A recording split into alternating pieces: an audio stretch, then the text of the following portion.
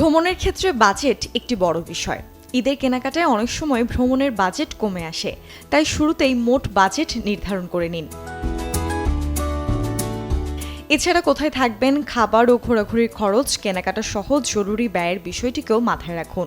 ঈদের সময় দেশে সবকিছুর দাম বাড়ে, তাই স্বাভাবিক সময়ের তুলনায় 10 থেকে 15% অতিরিক্ত অর্থ ধরে রাখাই নিরাপদ।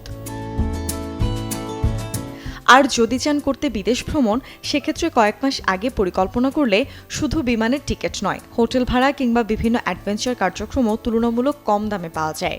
সময় যত ঘনিয়ে আসে, চাহিদা বাড়ার সাথে সাথে দামও বাড়তে থাকে, তাই আগাম বুকিং করাই বুদ্ধিমানের কাজ। দেশে ঈদের সময় পাহাড়, সমুদ্র কিংবা সমতল সব জায়গাতেই পর্যটকের ভিড় থাকে, তাই হোটেল বা রিসোর্ট আগে থেকেই বুক করা জরুরি।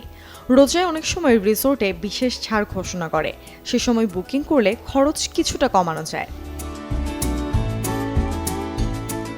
যাতায়াতের ক্ষেত্রেও ঈদের টিকিট ছাড়ার সাথে সাথেই বাস বা ট্রেনের টিকিট কেটে নেওয়া ভালো।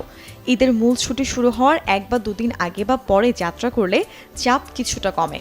ঈদের দিন যাত্রার বদলে গন্তব্যে থাকে স্বস্তিকর। ফিরতি যাত্রার ক্ষেত্রেও ছুটি শেষের 1 দিন আগে রওনা দিলে ভোগান্তি কম হয়। একই সাথে বিকল্প পরিকল্পনাও ভেবে রাখা জরুরি। আবহাওয়াজনিত সমস্যা বা যে কোনো বুকিং বাতিল হলে যেন বিকল্প ব্যবস্থা থাকে। আর পরিবার নিয়ে গেলে প্রয়োজনীয় ওষুধ এবং ব্যক্তিগত নিরাপত্তার বিষয়েও আগাম প্রস্তুতি রাখা ভালো।